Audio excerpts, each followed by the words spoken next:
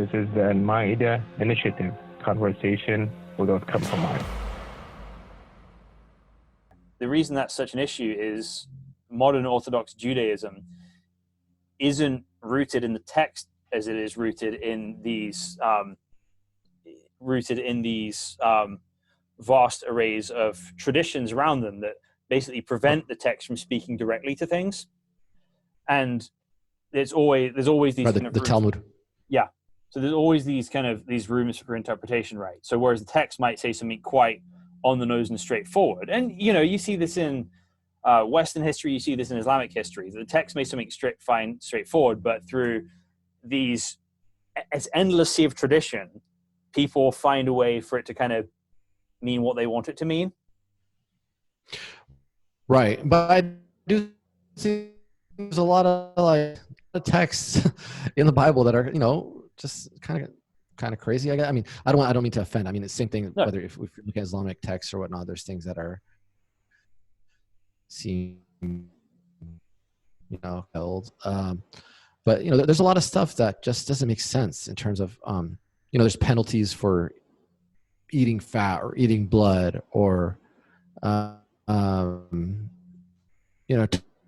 an animal or these type of things. And I get that, like, if they're personal laws that people just for themselves, that's fine. But it's just so easy to fall into trying to justify these things for other people, right? It's just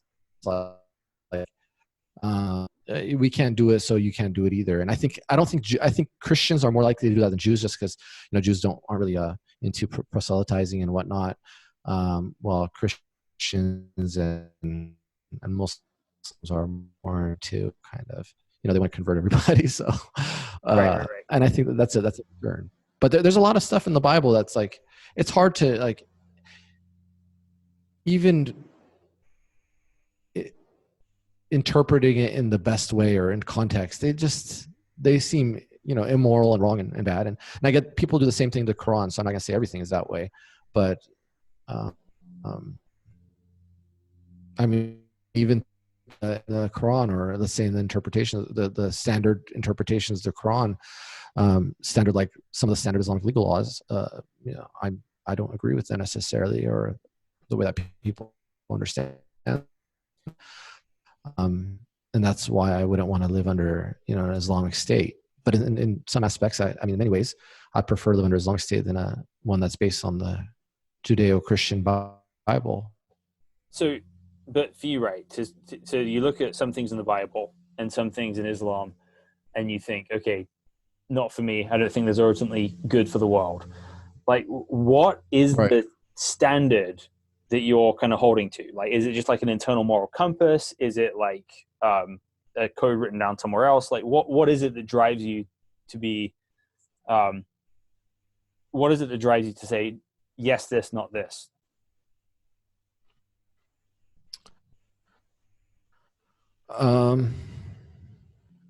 So to a certain extent, it's the idea of objectivism, to a large extent, actually. Mm-hmm. So for me, it's just what's going to get the best results with the most humane way of applying them. So I'm not a legalist in that extent. Even though I've actually studied quite a bit within Islamic law and whatnot. I studied for years with scholars and all that type of stuff. But I've moved away from a legalistic understanding of the religion towards a more spiritual and moral understanding based on innate morality and the objectives of applying laws, and differentiating between personal laws and laws that are applied on the state level. So yeah, I mean, to a certain extent, it's personal. It's based on my own morality, but at the same time, it's also looking at what the results of the application of certain laws is. So if I feel like that law is going to be inhumane, or it's going to lead to worse results, or that there's ways to apply law that is more humane, then that's what I prefer.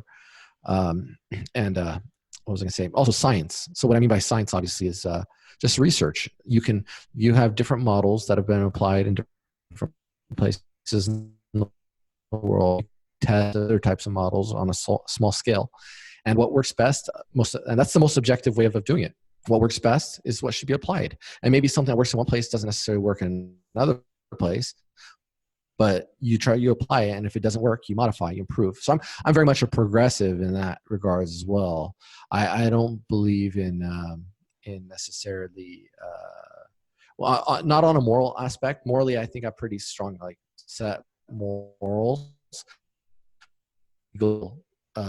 Way, I'm very progressive. I don't think that we need to just apply laws that our forefathers applied, whether that's from a religious book or from just a common perspective. I think we have a lot of on the books that they're not based on the Bible or the Quran, but they're really bad and really wrong, and that need to be changed.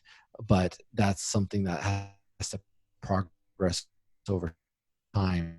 So I'm very much against the conservative worldview and conservative approach to religion and law and society.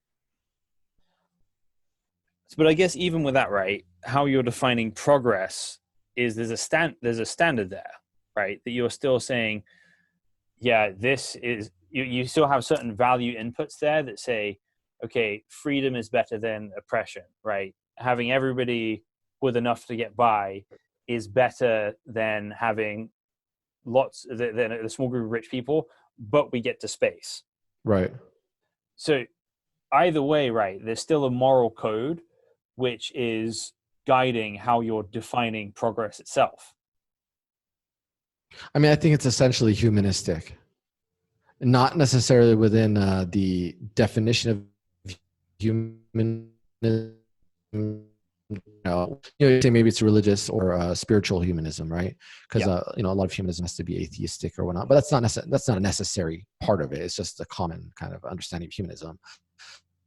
No, and it's certainly not the history. But there is a religious humanist school. Yeah. So I'd agree with humanism to a large extent, with personal space for religion, or. And so that's and the as long as it doesn't harm other people or affect other people. Well, and I think that the humanism piece, again, there has to be a why behind that. So, have you ever read the Gallic Wars by Julius Caesar? It's the Golden Rule. At the core, it's the Golden Rule. Sorry?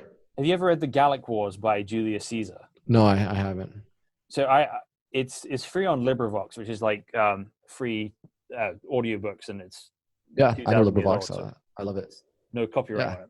Yeah. I use LibriVox a lot, actually. It's great.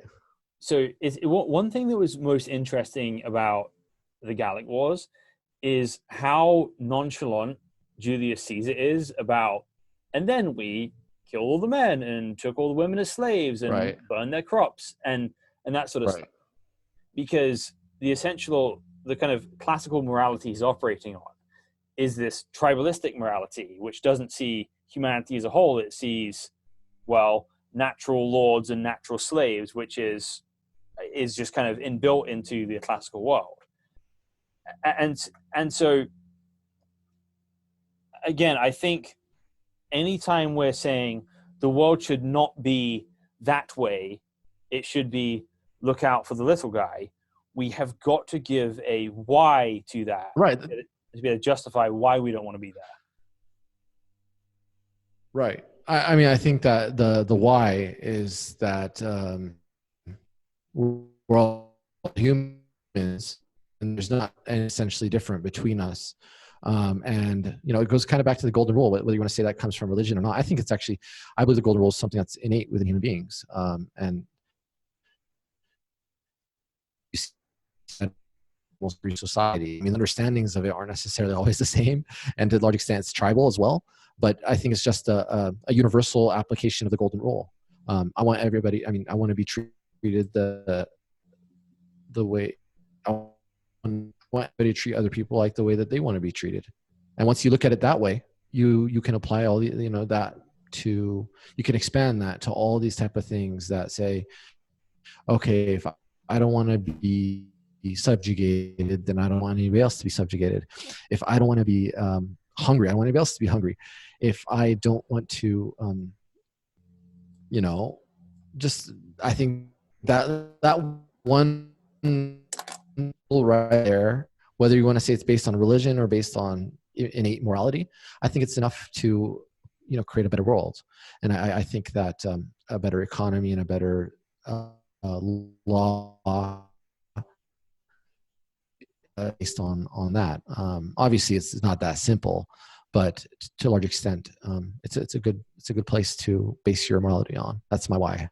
And ultimately, that is my hope of how the world changes.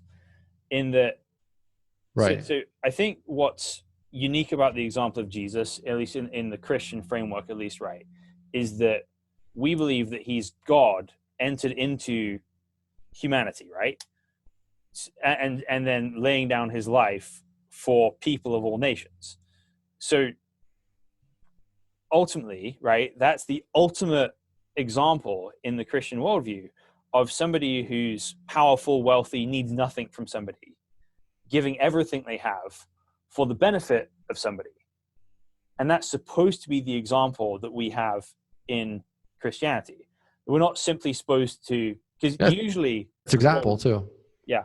But usually the golden rule is that, if you don't want somebody to do something to you, don't do it to them. Which is good. I think you could do it in the positive sense as well, though. Yeah, Jesus is the positive sense. Like, Jesus is the one where you find it in the positive sense, and he demonstrates that.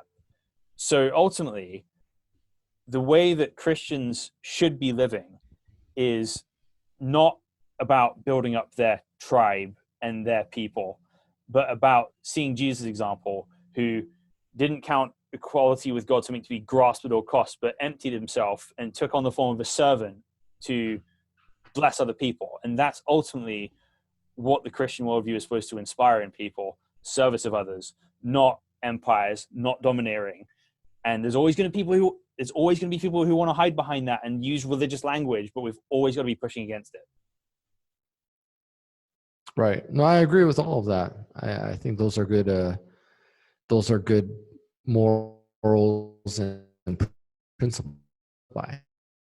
And I think the problem with religion or with people, religious people, is